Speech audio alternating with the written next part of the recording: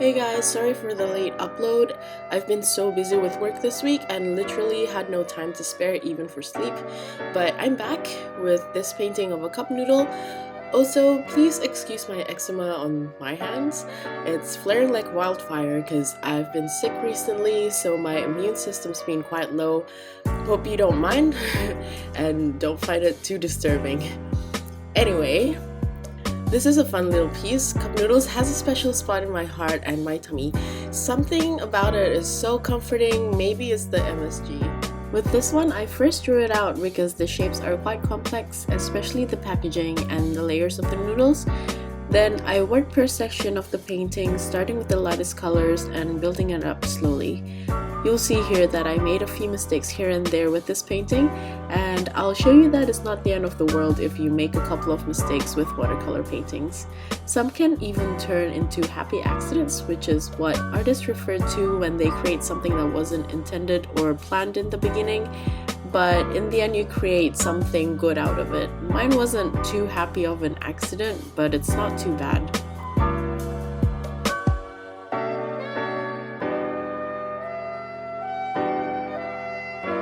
After I finished the base colors and basic shade of the noodles, I moved to the toppings, which has shrimp, those fake cube meat, and tiny pieces of chopped vegetables.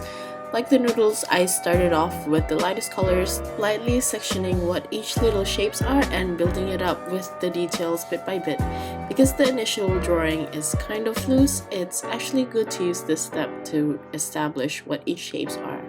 At this stage, I just try to show the basic shapes including bits of shading, but I usually leave the darkest colors for details and white for highlight at the very end of the painting to get a better balance as a whole.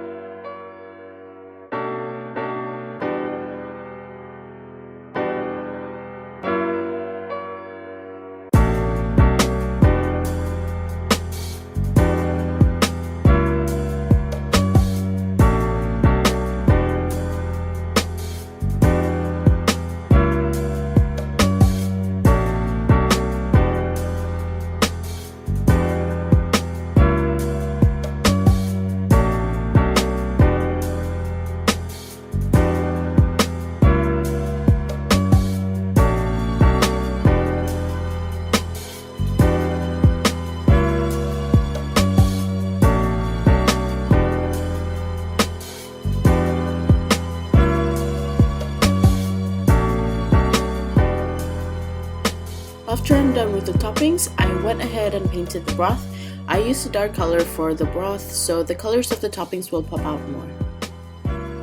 And this is where the mistakes began. Instead of painting the cup first, which is supposed to be the lightest color, I went ahead and mindlessly painted the details of the cup instead, including the bright crimson red typography.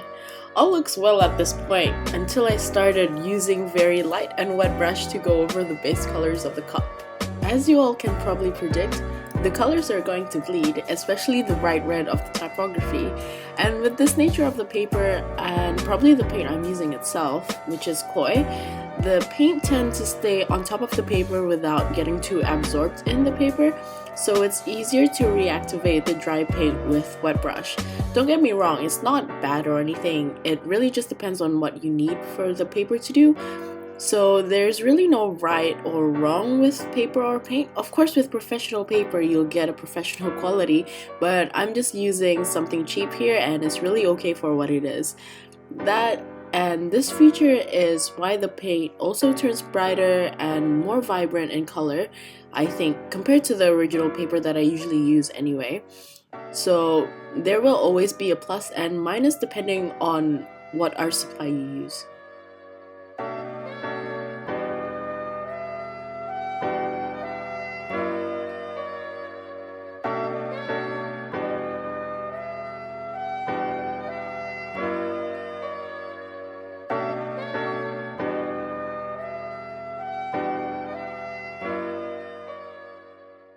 Here I applied masking fluid to get the shapes of the katakana, which is the Japanese writing, and painting it over with the same crimson red and pulling it off carefully as the colors have a tendency to smudge when it's applied really thickly.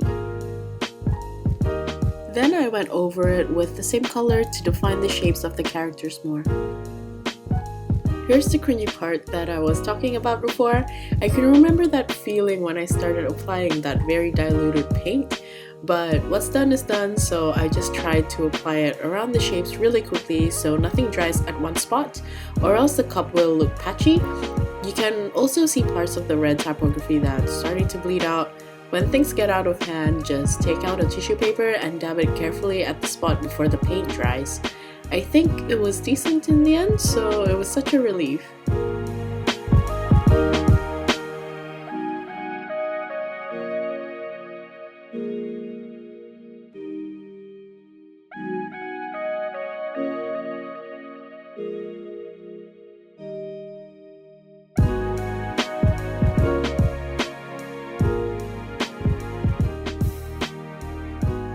After applying the wash, I went over parts that I dabbed with tissue and reapplied the color that I've lost. And because I was trying to work on it really fast, you can see that I've accidentally made some light splatters on the paper, which I tried taking off with a clean brush and clean water, but you could never take off watercolor completely. So this is where the somewhat happy accident started. At this point, I didn't really have in mind what to do yet, so I decided to troubleshoot it later and went ahead to painting the chopsticks. This is really simple and straightforward because the nature of the paper tends to make my paints look textured and streaky, as I mentioned in the previous video. This actually worked to my advantage when I was painting the chopsticks. It created a wood grain really easily, and I didn't really want to focus too much on the chopsticks. It's just an element of the painting that helps your eyes travel to the focal point, which is the cup noodles, so I didn't spend too much effort on it. Now this is where I figured out how to make the most out of the accidental splatters by making more splatters. Watercolors are also known for its versatility in textures and splatters, so I thought, why not? People tend to slurp noodles, and when they do it, it creates splatters from the broth. So I used a tiny toothbrush and got the color of the broth, but slightly lighter, to create more splatters, which also brings more life into the painting. What do you guys think? Maybe I'm just trying to make myself feel better by saying that, but maybe not. I also tried to define the splatters more by painting it over with a brush to make the area closer to the cup more dense with splatter texture. So that's it. This is the finished painting. Sorry this one took a while to upload. I really don't know what my schedule will be like this year, but I hope you guys bear with me. Thank you also for the 1,000 subscribers. I really appreciate the support, and I'm really touched that people actually want to subscribe to this channel. I hope I will continuously keep you guys entertained. Feel free to leave a comment or suggestions down below too. See you all at the next video. Bye!